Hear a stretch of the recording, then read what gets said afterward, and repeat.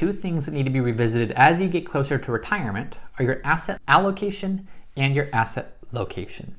In today's video, I'm going to explain what each is, the importance of each, how each is connected to each other, as well as how each is connected to the rest of your financial plan.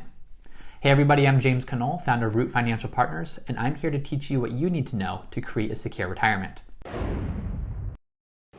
Asset allocation and asset location. Is someone just getting their words mixed up and saying the same thing in different ways?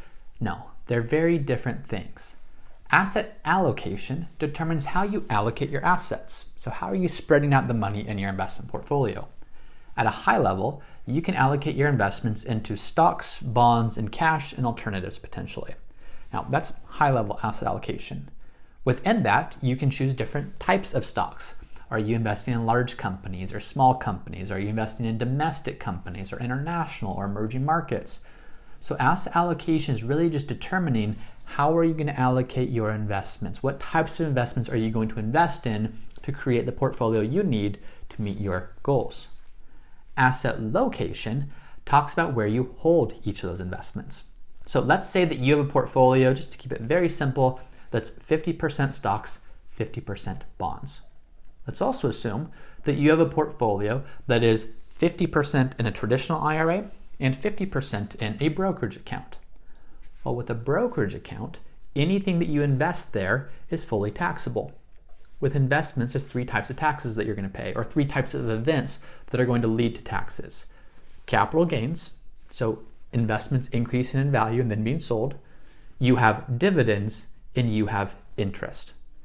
Now, each of these types of taxable events is taxed differently, whether it's a dividend, qualified or non-qualified, whether it's interest, or whether it's capital gains. So what asset location says is it says if you have multiple types of accounts, how do you hold the investments that are less tax efficient in the accounts you don't pay taxes on? And how do you own the investments that are more tax efficient in the accounts that you do pay taxes on? As you get closer to retirement, both your asset allocation and asset location should be changing in alignment with your goals. And in today's video, we're going to be talking about each. But at the end of the day, asset allocation is going to determine how much you can expect your portfolio to grow by. Asset location is going to determine how much of that growth you can keep after taxes. All right, so how do you determine your asset allocation? Well, most people do it wrong. I shouldn't say wrong as much as it's incomplete.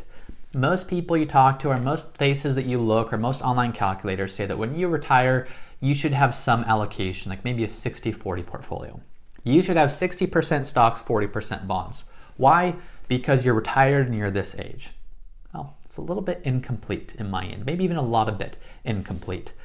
True financial planning, as opposed to just talking about you're this age or you're in this stage of life, here's what your portfolio should be. True financial planning is going to look a lot deeper. What are your goals? What are your income sources? What are your expenses? What's your comfort level with different types of investments? How do you put something together that allows you to sleep at night and accomplishes your goals in terms of financial security, but also something that helps you accomplish your financial goals, the income you need to create? So here's what I like to look at when determining asset allocation.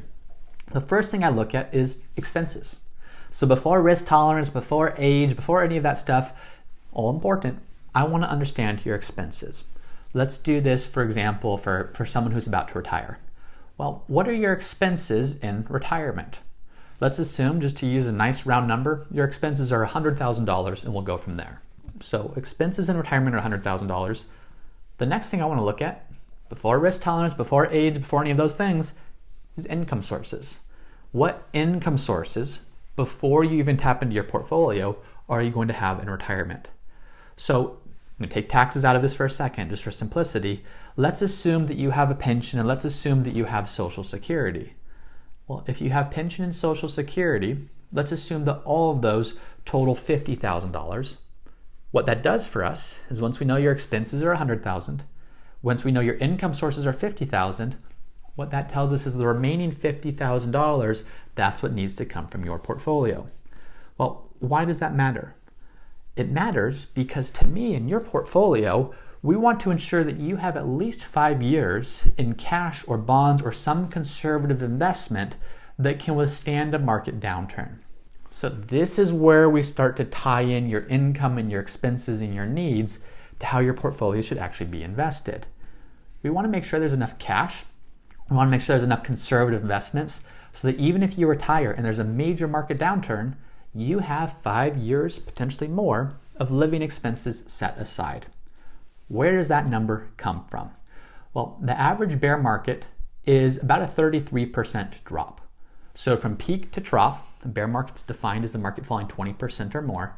The average bear market, the market falls by about 33%.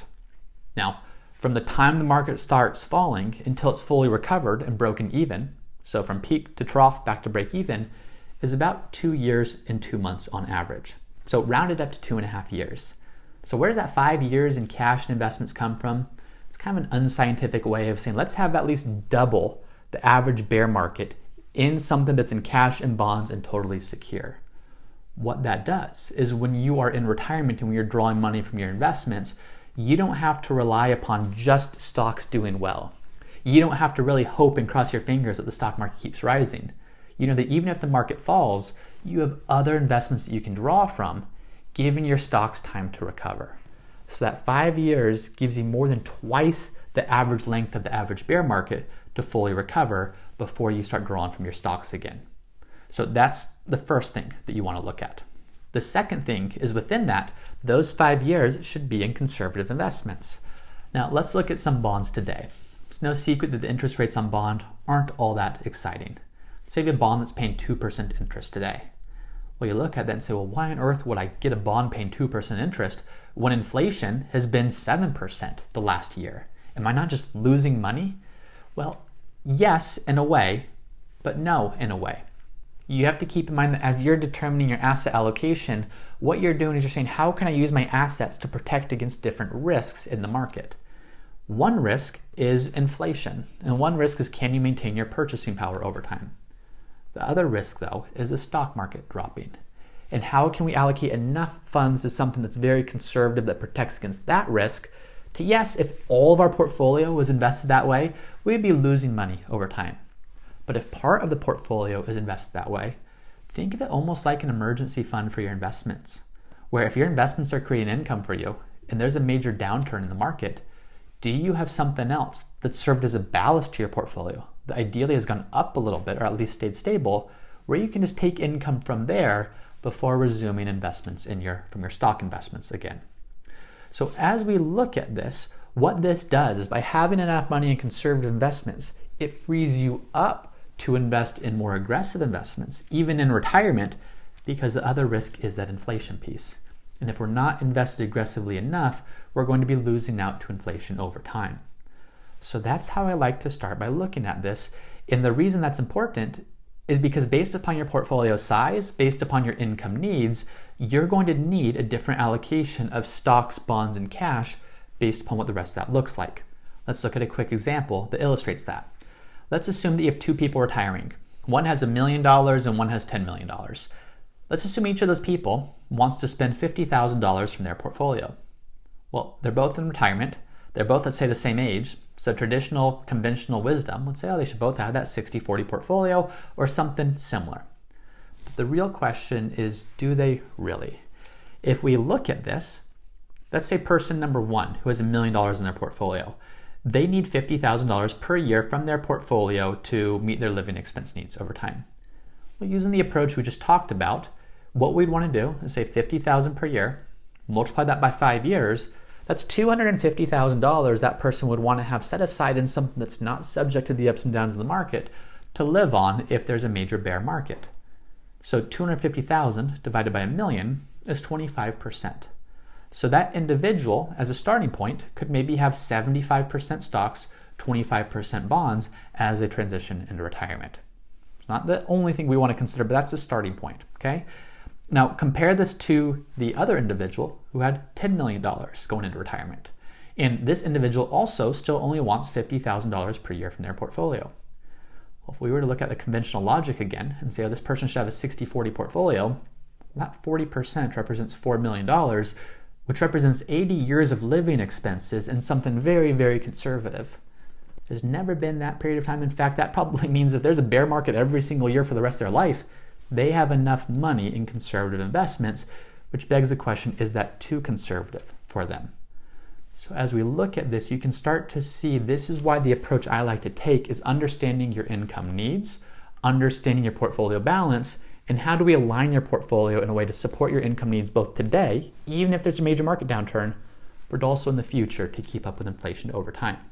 Now that's just a starting point. You still have to ask yourself, what's your goals? What's your personal comfort level with markets? Do you want to be more conservative? Do you want to be more aggressive? So this is a starting point that kind of engineers the portfolio in a way to say financially what makes most sense to cover your needs today and in the future.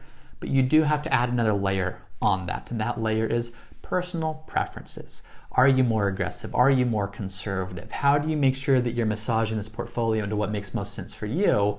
But to start with, understand how does this portfolio fit within the confines of your overall plan. The next piece, once you've determined your asset allocation, which is just, again, what's your mix of stocks, bonds, cash, alternatives, anything else you want to invest in, the next piece is asset location. Where do you invest each of those things? Now let's just say you have one big portfolio and it's all in your 401k. Our asset location doesn't really matter much. You only have one place where you're going to do your investing, so it's pretty straightforward. Do everything there. However, let's say you have multiple accounts. You have a traditional IRA, you have a Roth IRA, you have a brokerage account. All of those are taxed differently. Anything that comes from a traditional IRA, you're paying ordinary income taxes on.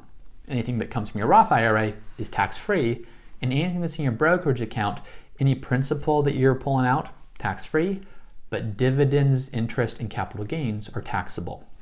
So once you've determined your asset allocation, again, you want to place the things that are highly tax inefficient. So for example, do you have high yield bonds? If you have a high yield bond, that's paying a higher interest rate, and that interest is fully taxable. If you're in top tax brackets and you have a high yield bond paying interest, interest is taxed at ordinary income rates, which is the highest rate of taxes you could pay. So you might be paying unnecessarily high taxes for that. Or maybe you have a REIT, for example. REITs typically pay a lot of dividends. A lot of times those dividends, depending on how it's structured and the type of REIT, you may pay a lot of taxes on that.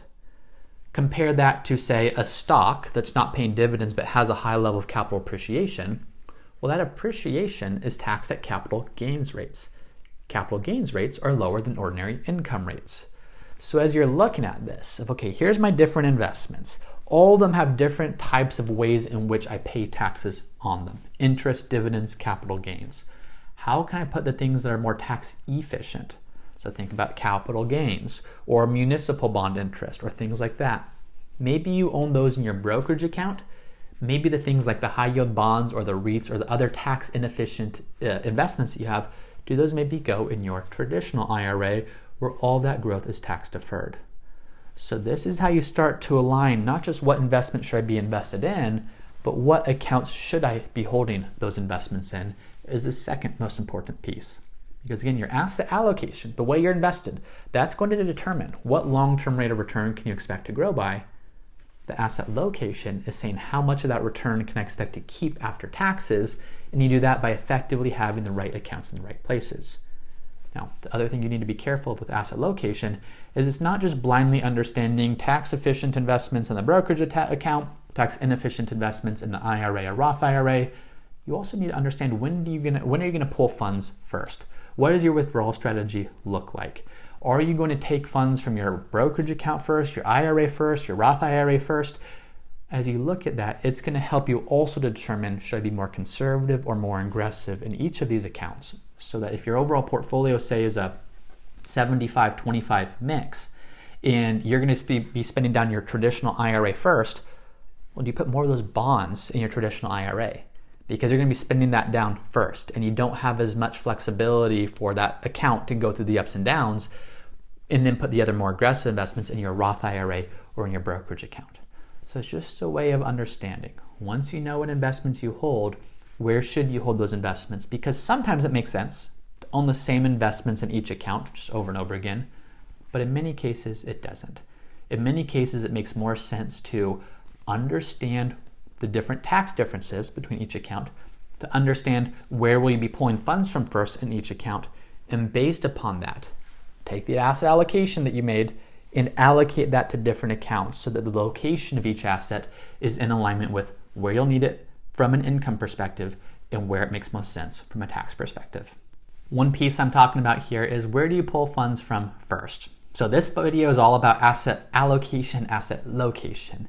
If you want to understand more about how should you think about that withdrawal strategy so you can determine the right asset location strategy, be sure to click this video above. Thanks again for watching. This is James Canal with Root Financial Partners. If you enjoyed this video, please be sure to share it with someone else who you think can find value from it. And also be sure to like this video and subscribe for more content like this. And if you want more resources about how you can create a secure retirement, be sure to check out our podcast called Ready for Retirement. And finally, if you're interested in seeing how our services can help you create a secure retirement, check us out at rootfinancialpartners.com.